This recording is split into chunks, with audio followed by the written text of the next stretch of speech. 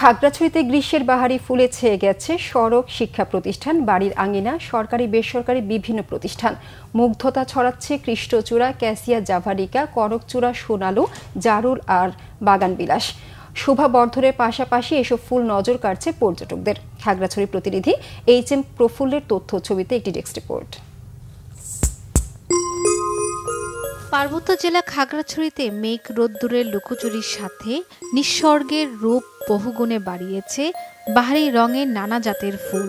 সড়কের দুপাশে বাসাবাড়ি আর অফিসগুলোতে পথচারীদের বাড়তি নজর কাড়ছে রাধাচূড়া, জারুল, সোনালী ফুল।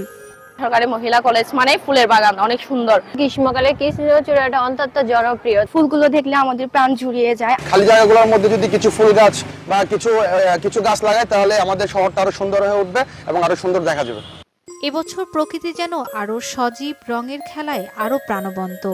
একে জীববৈচিত্র্যের ইতিবাচক প্রভাব বলে মনে করছেন কেউ কেউ। ইতিমধ্যে আমাদের যে খাগড়াছড়ি পৌরসভা, খাগড়াছড়ি নিউজিল্যান্ড যে সড়কে উদাল এবং পলাশ দুইটা, আর হচ্ছে বিদেশি দুইটা ফুল, সেটা হচ্ছে সোনালু এবং কেশিয়া, এই 4টা জাতের ফুল গাছ লাগাবে সৌন্দর্য বর্ধনের জন্য। প্রকৃতি ও পরিবেশ সংরক্ষণে পরিবেশ বান্ধব গাছ লাগানোর কথা বলছেন সাবেক জনপ্রতিনিধিরা।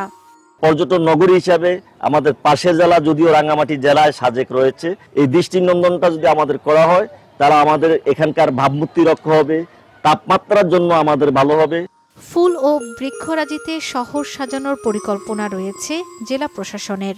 রাস্তার দুই পাশে আমরা যদি বিভিন্ন ধরনের ফুলের গাছ নিরাপদ দূরত্বে রেখে যাতে আমরা একটি সুন্দর সুশোভিত খাগড়াছড়ি করতে পারি, সে বিষয়ে আমরা কাজ করে যাচ্ছি। পরিকল্পনা অনুযায়ী সাজাতে পারলে জেলার পর্যটন শিল্প আরও সমৃদ্ধ হবে আশা স্থানীয়দের। Banglavision news desk.